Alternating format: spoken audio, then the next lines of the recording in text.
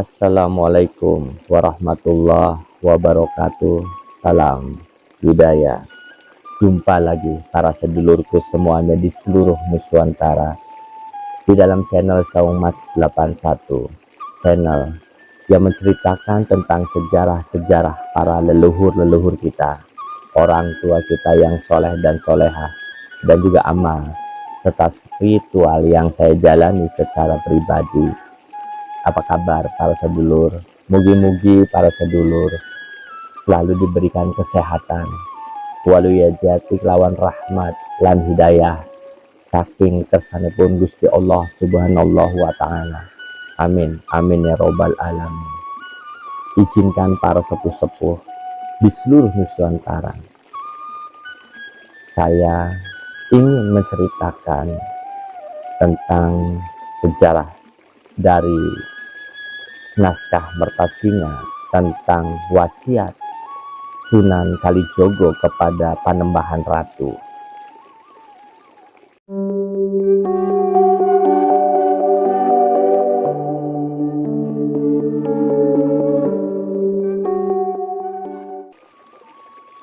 Bagi para sedulur yang baru menemukan channel Saung Mas 81, selamat datang dan selamat bergabung.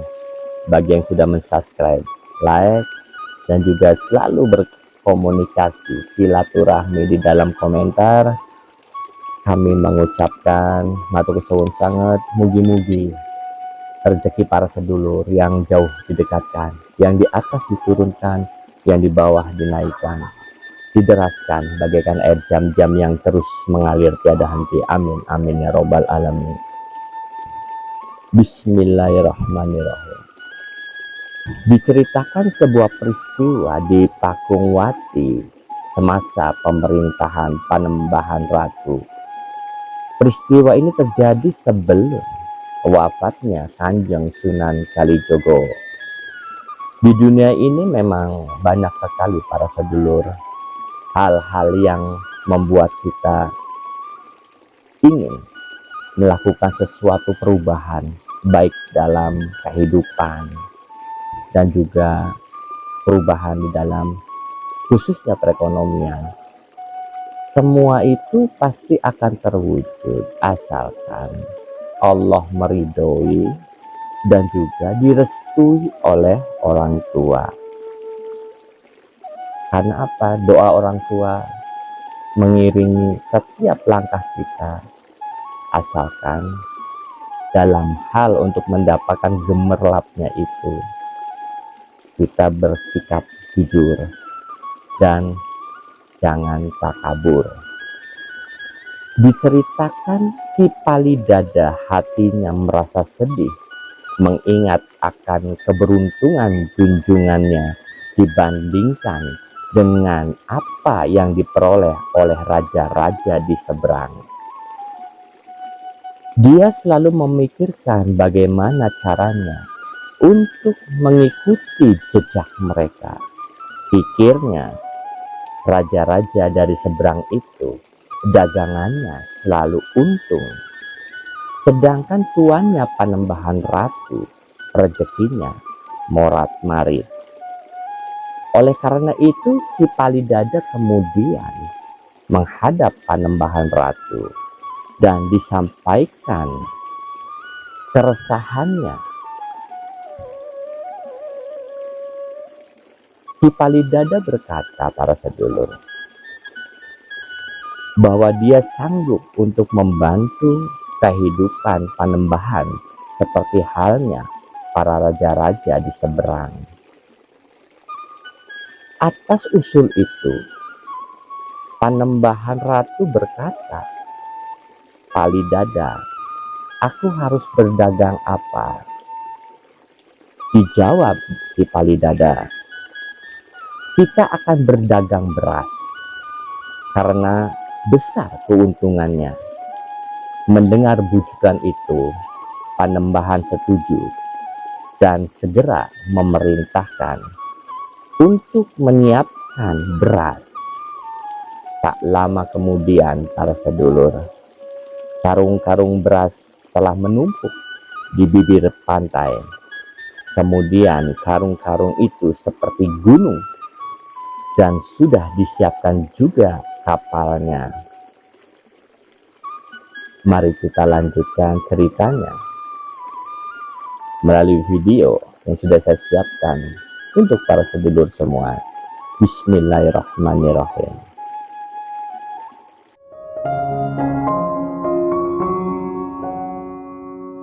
Di tengah kesibukan demikian, dikisahkan datang seorang pengemis yang menyodorkan tempurungnya. Katanya, "Tuan, hamba minta beras untuk menghilangkan rasa lapar, sekedar segenggam saja." Berkata demikian sambil terus menyodorkan tempurungnya. Melihat itu, Ki Palidada merasa terganggu dan berkata dengan kasar serta mata membelalak, "Hei, apa kamu tidak melihat bahwa beras ini sudah dikarungi semua, tak bisa dibongkar lagi?" Akan tetapi pengemis itu masih juga merajuk, meminta-minta. Begitulah Ki Palidada, amarahnya tidak bisa tertahankan lagi. Tangannya diangkat, akan menempeleng pengemis itu. Akan tetapi tiba-tiba tangannya itu menjadi kejang, dan dia pun mengangkat kakinya, akan menendang si pengemis. Akan tetapi kaki Ki Palidada yang satu itu pun tetap terangkat ke atas dan tidak bisa turun lagi, sehingga ia jatuh terguling. Ki Palidada menjerit berguling-guling di tanah, dan orang-orang segera berdatangan memberikan pertolongan apa yang telah terjadi kepada si Palidada itu. Segera dilaporkan kepada Panembahan Ratu. Berkata Panembahan Ratu, "Pengemis seperti apa?" Yang ditanya menjawab, "Pengemisnya itu kakinya belang dan juga kedua tangannya, entah di mana tempat tinggalnya." Mendengar itu, Panembahan Ratu kemudian berkata, "Bila mana demikian, bawalah Ki Palidada segera ke hadapan Eyang Kalijaga dan suruh Ki Palidada untuk bertaubat kepadanya. Jangan lupa untuk membawa beras sebanyak 10 dacin dan katakanlah itu sebagai baktiku." Maka para abdi itu segera melakukan perintahnya dengan patuh. Dengan menggotong Ki Palidada dan karung beras, mereka pergi menuju ke Eyang Kalijaga menghadap Sang Mulia. Di hadapan Sunan Kalijaga, Ki Palidada bertobat sambil menangis, "Kanjeng Gusti, hamba mohon diberi hidup." Demikian permohonannya. "Baiklah, permintaanmu kuterima," ujar wali. Setelah sang wali berkata demikian, Ki Palidada segera sembuh kembali seperti sedia kala. Kemudian berkata Ki Palidada, "Terima kasih banyak Kanjeng Gusti Wali," sambil menyembah berkali-kali. "Dan ini hamba sampaikan bakti hamba, beras banyaknya 10 pikul," berkata sang wali. "Mengenai beras berdacin-dacin yang kau bawa ke tempatku itu, apa maksudmu?" Ki Palidada menjawab, "Itu adalah baktinya tuanku Panembahan Pakungwati untuk dipersembahkan kepada tuan. Berkah tuanlah yang diharapkan." Sang wali menjawab, Palidada, kebaikan tuanmu itu kuterima. Akan tetapi sekarang beras itu bawalah pulang lagi. Aku tak menginginkannya." Mustahil karena peristiwa itu tuanmu menjadi durhaka. Aku tak seperti itu. Memang betul. Tadi aku mengemis beras sebatok kecil untuk mengobati rasa lapar. Akan tetapi Palidada, aku tak mengharapkan banyak. Sekarang sudahlah. Semua itu bawa kembali lagi saja. Ki Palidada permisi pulang, dan setelah sampai lalu menceritakan apa yang didengarnya kepada tuannya. Mendengar itu, Panembahan lalu berkata, "Sekarang ya sudahlah, dalam hal dagang ini kita batalkan saja. Kita yang ada di Cirebon ini tak boleh berdagang hingga anak keturunanku kelak itulah yang menjadi wangsit. Janganlah kita salah terima. Kanjeng Eyang Sunan Kalijaga telah memberikan wangsitnya. Tidak ada wali yang bohong atau keliru dan membuat fitnah serta sembarangan dalam perbuatannya."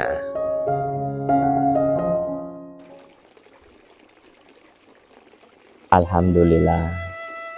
Dilanjut ya para sedulur. Lalu Ki Palidada segera menghentikan pekerjaannya. Beras-beras dari pinggir pantai diambil lagi dan kemudian dibagikan kepada semua pengikutnya. Sudah pasti para buyut dan seluruh rakyat kecil merasa senang hatinya karena atas kebaikan dari rajanya itu. Para buyut semua menyaksikan bahwa anak cucu Cirebon tidak diizinkan untuk berdagang beras. Yang memberikan wasiat adalah Kanjeng Sunan Kalijaga. Dengan demikian, kita harus selalu bersyukur. Lalu apa yang harus kita ambil hikmah dari cerita ini para sedulur? Pelajaran atau hikmah yang bisa diambil dari cerita sejarah tadi adalah hidup ini hanya satu perkara, mencari Gusti Allah Subhanahu wa Ta'ala. Segala yang lain, mulai dari pekerjaan, perdagangan, keluarga, harta benda, kedudukan, itu semua hanyalah sebuah alat. Jika engkau gagal melihat Allah dalam semua itu yang tadi disebutkan, maka engkau telah hidup dalam bayang-bayang, bukan dalam sebuah cahaya. Inilah intisari dari tasawuf para sedulur. Ia bukan lari dari dunia, tetapi melihat Allah dalam dunia. Bila kerja menjadi ibadah, bila senyum menjadi sebuah zikir, dan bila rehat kita menjadi tafakur, itulah suluk yang sejatinya menjadi hamba dalam segala keadaan. Itu saja para sedulur yang bisa saya berikan di pertemuan malam hari ini. Mudah-mudahan bermanfaat untuk diri saya pribadi dan juga sedulur-sedulur di seluruh Nusantara. Kula mohon ampura jika ada munalan muni kula kang salah. Kula mohon ampura sedalam-dalamnya. Kula pamit para sedulur. Assalamualaikum warahmatullahi wabarakatuh. Salam budaya.